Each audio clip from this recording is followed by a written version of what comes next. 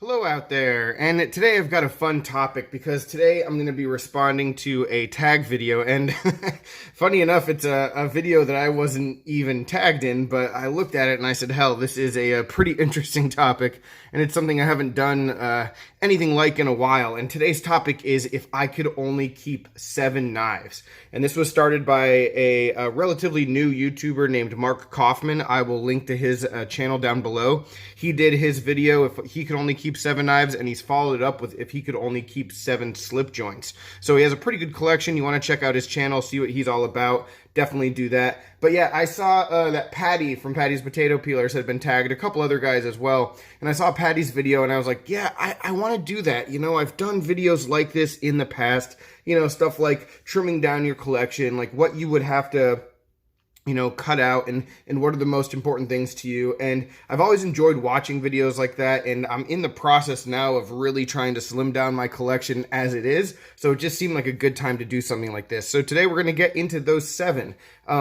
First thing, this is not one of them, so it's just here for you to take a look at for a minute. But the other thing about it, and I'm not sure how everybody else might do challenges like this, but for me, I have so many sentimental knives, so many gifts, so many things that I just couldn't get rid of for that reason, that's how I've sort of framed this list. You know, I'm sure there's some people who would say, I want a beater, I want a gents carry, I wanted this or that. Basically, what I did was I picked the ones that just were most important to me and the ones that had the most history with me. And I just know that whatever task that I come across, one of those will be able to take care of it. So these are all folders, so glad we're not getting the fixed blade. So let's just get started with the first one on the list. And this is the Case and Southern Grind CG01. This was a gift from my wife. I first heard of this knife and saw it at Blade Show 2018, and she was with me, and she took note of my obsession with it and got it for me for Christmas that year. And this is just an awesome knife. It was my favorite knife of the year for 2018.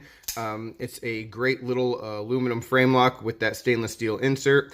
Executed very well, at least the one that I have here is great geometry too. The lines are just awesome with the curvature for actually being able to cut with. It's a really good knife design. S35 VN is a steel that I don't really have a problem with. I like that, you know, it's a softer of the premium steel, so it is easy to maintain. I like this knife a whole lot, and it could really never leave the collection. Sticking with knives that my wife bought me, the second one is the Spyderco Siren, and this is from 2020. This knife has a long story in itself. You know, it's one that I talked about in the review that I did for the knife, but basically the history of the knife and the reason why it's so important to me is that the number 90 Collectors Club with Spyderco was a number that I had access to. I had a sort of a, like, not really a partnership with the dealer, but the dealer sold me number 90 knives at like no big markup. And my buddy Nick Maffei would get a lot of those knives because I'd serve as the middleman with some models that he was interested in. Well, that relationship sort of went south, and I stopped getting access to those knives. They started getting posted on eBay for like increased inflated amounts. The bummer of that was that I wanted to get this knife for Nick, and you know, I wasn't sure if I was going to be able to, but it was the last knife that he and I had really talked about him wanting me to get for him before he passed. And then when this knife finally came out afterwards, it was on eBay and just, you know, blown up. The price was way more than what these actually sell for. And I was like, man, you know, it's number 90. It was supposed to be Nick's knife. I'd really like to have that for myself just to remember him by.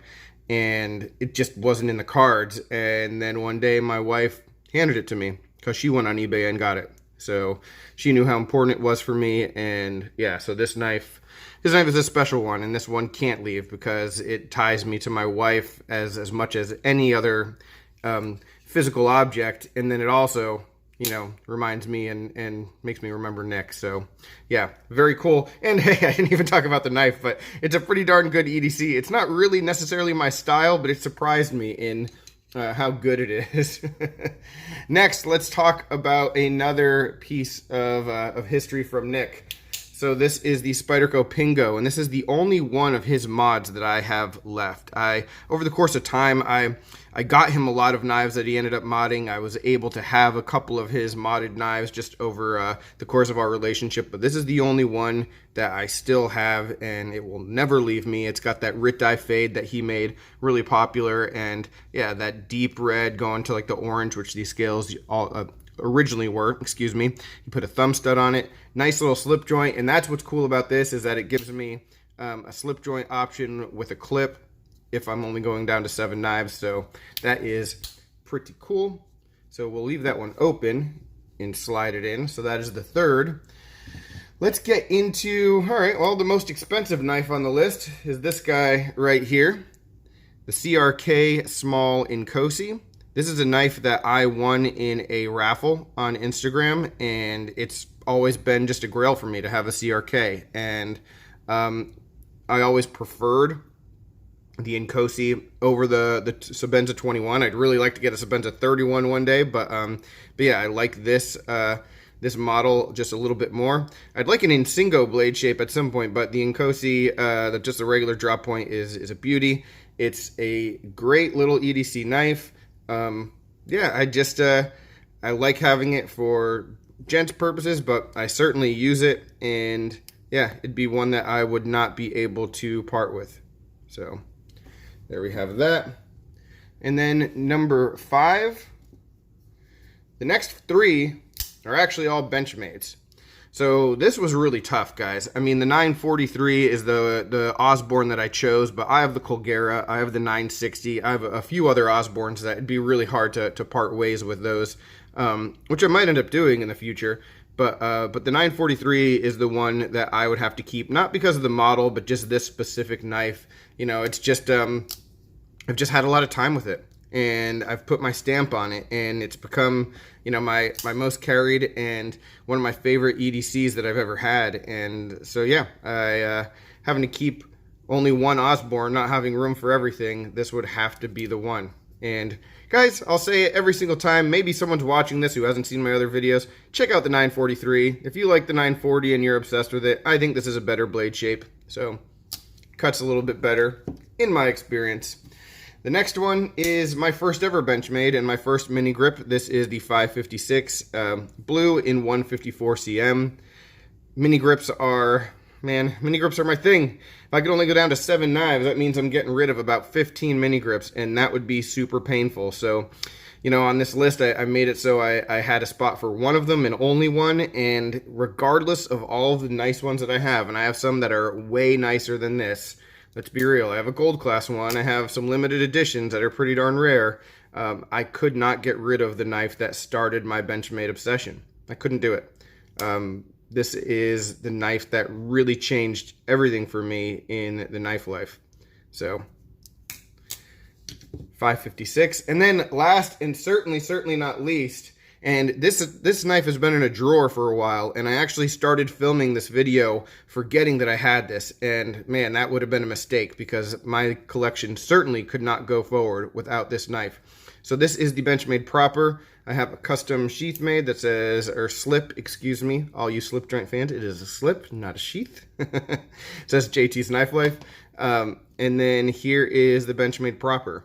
And this was a gift, and there's so many gifts, guys. There's so many generous people, so much generosity that I've experienced in my time in the knife community. So many people have sent me things, but this was a gift early on from my buddy Konstantinos in Greece, and he went really far out of his way to do something very nice for me and to sort of commemorate the channel. Looks like we got a couple spots I got to take care of on this, but yeah, I mean, the Proper is a great little slip joint. Certainly has the channel name, which is awesome. And yeah, it's a special one, you know, commemorating a relationship. And yeah, that sentimental thing for me, I think if I'm only keeping 7, it's definitely got to be 7 that, you know, I have a tie to emotionally, not just for what they can do. And, you know, the good news when you look at these knives, we're being realistic, almost any single one of these knives, with the slip joints possibly excluded, could do everything that I need a knife to do. So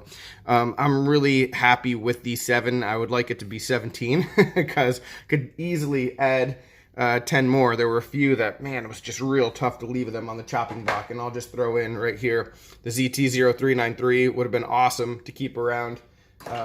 The Benchmade Aries, which, I mean, not keeping in Alishewitz would be super, super tough. And then, yeah, the Sage 5 was the other one on the cutting block that, you know, this is the one that launched the channel. And I can only keep 7. Fortunately, it ain't one of them. So these are the 7. Thanks again, Mark, for making that video. It was really cool. And thanks for allowing me to do my take on it, even though I wasn't tagged. Any questions, comments, complaints, suggestions, let me know. What should I have left off? What should I have added in? What are your 7? You know, if you don't make videos, you have a few that you just couldn't get rid of. Let me know that. I know we've talked about this stuff before, but it's always great to circle back to it. All right, guys. Thanks very much for watching. Take care and have a good one.